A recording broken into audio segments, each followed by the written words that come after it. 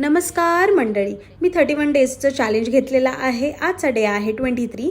तर आज पूर्ण दिवसामध्ये काय काय खाल्लेलं आहे चला तर मग पाहूया. ब्रेकफास्टसाठी बनवलेलं आहे औंसाठी अंड, हाफ फ्राय आणि चपाती. त्याच्यानंतर मला होती चपाती सोयाबीनची भाजी आणि मग टिफिन खाऊन घरी आले त्यावेळी ॲपल खाल्लं.